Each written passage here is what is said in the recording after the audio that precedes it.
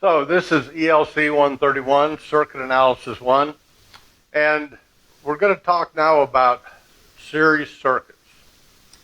Now, series components have the same current.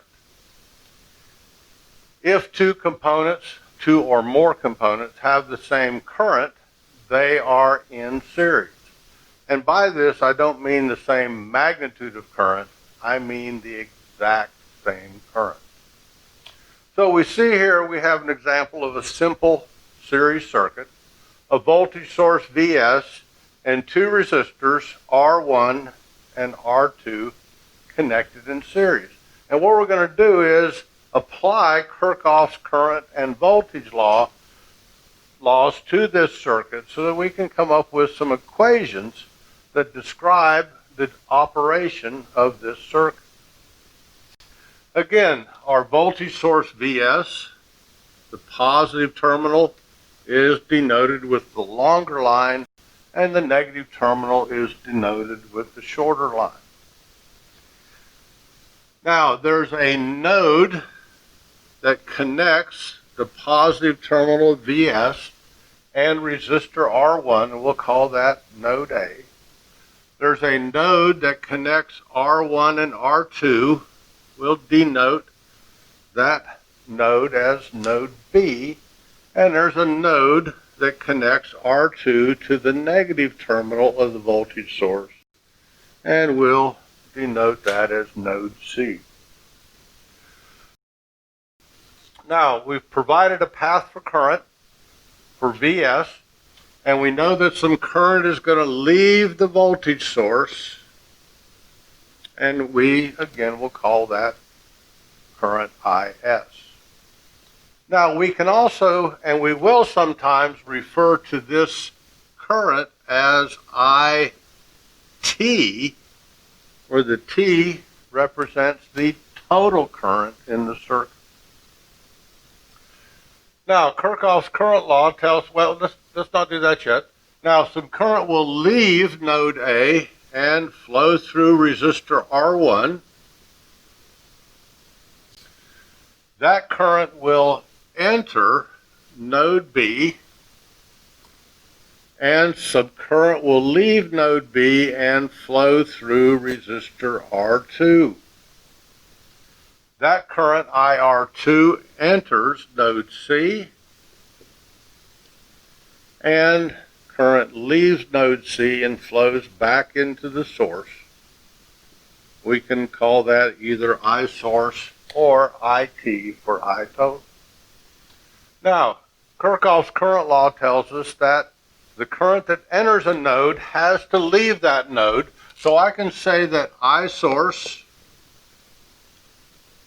also called I total, equals IR1, which equals IR2. Therefore, somewhat verifying our statement that these series connected components have the same current. Now, for this series circuit, we can also make use of Kirchhoff's voltage law.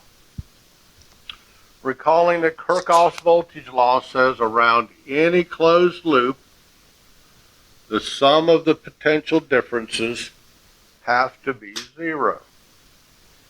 Now, when current flows down through resistor R1, there'll be a voltage difference across R1. We'll call it VR1. Current flows down through R2. There'll be a voltage difference across R2. We'll call that voltage difference VR2. Now, let's go around this closed loop and add the voltage differences, the potential differences,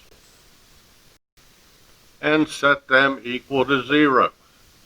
So again, when we leave this point, travel around this closed loop in a clockwise direction, the first thing we encounter is a rise in potential difference across Vs.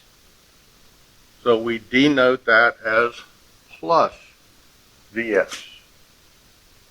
As we continue on, we now encounter a drop in voltage across resistor R1.